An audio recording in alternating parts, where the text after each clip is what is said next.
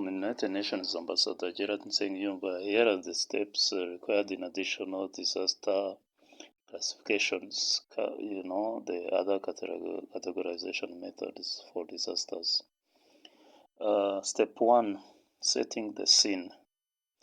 When you conduct a humanitarian response, step 1, setting the scene.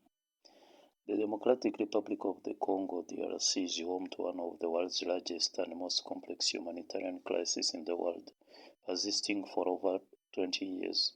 The expansion and deterioration of the humanitarian crisis are staggering today, fueled by a recurrence of conflict in the east and the spikes in Kasai provinces, a volatile political environment which increased insecurity.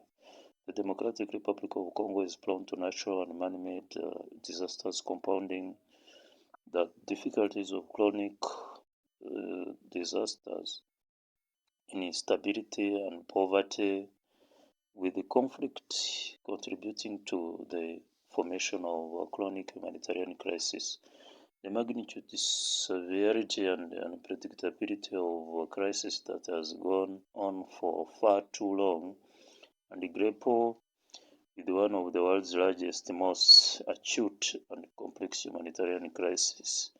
Humanitarian coordinator Kim Bolduc in Kinshasa said a lot about that on January 18, 2018. Step 2, politics. Since gaining independence from Belgium in 1960, the country and its estimated over 85 million residents have seen many political and economic crises and a long history of conflict. The political context in the country is unpredictable, with the conflicts between foreign self-defense and other armed groups. There are continued acts of armed conflict and violence in Ituri, North and South Kivu, and other parts of the Eastern Democratic Republic of Congo. There are an estimated 70 armed groups with various profiles and capacities currently active in the country.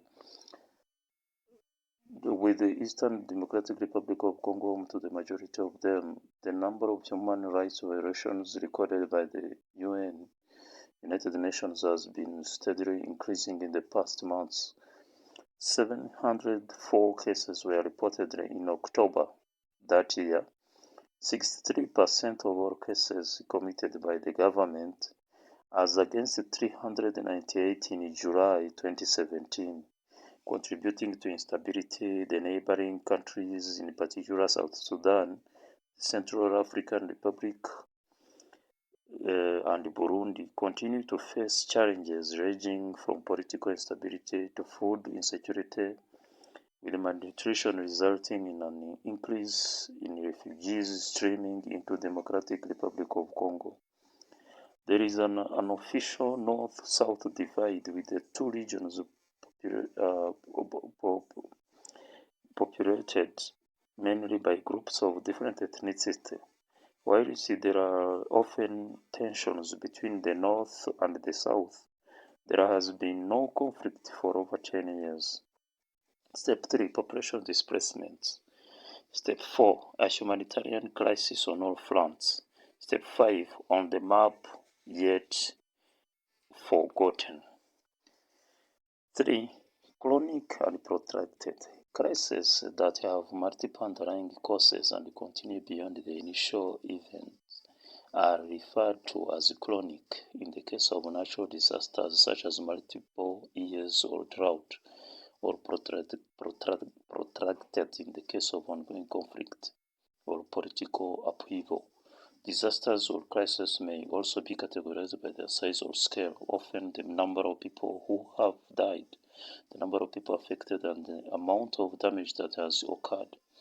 While there are no system-wide definitions of what classes as large or small scale, individual organizations will often have identified thresholds which trigger a different type of response and which may have an internal classification. Example, category 1, large scale, 2, medium scale, and 3, small scale, as used by the United Nations.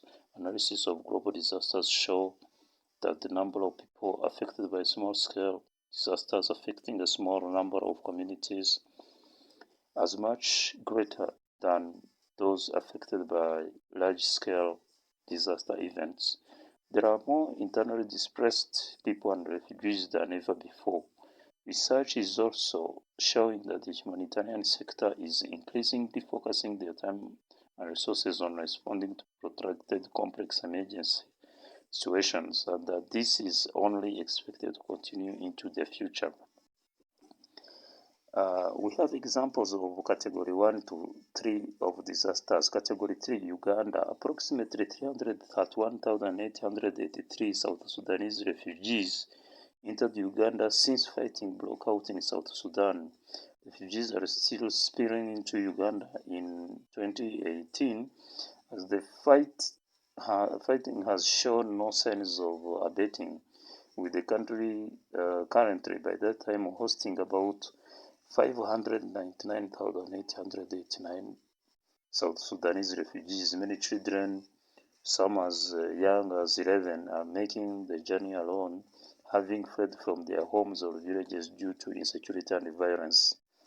Category 2, Nepal, earthquake 2015. On April 25, 2015, a magnitude 7.8 earthquake hit Nepal.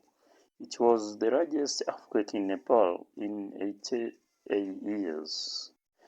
Less than 3 weeks later, on Tuesday, May 12, another earthquake measuring 7.3 struck the already devastated country. Together, the two earthquakes caused the death of nearly 9,000 people and injured nearly 22,000 more. Category 1, Rohingya in Bangladesh. Category 1, December 2018. Rohingya children have fled from Myanmar to the Bangladeshi district of Cox's Bazar, where there are widespread shortages of food, water, and shelter. Heavy rainfall in recent days is making the desperate situation even worse. Children account for the majority of people who arrived in Bangladesh since the sudden and rapid escalation of violence in Myanmar, which saw hundreds killed. Sorry for that. Thanks for listening.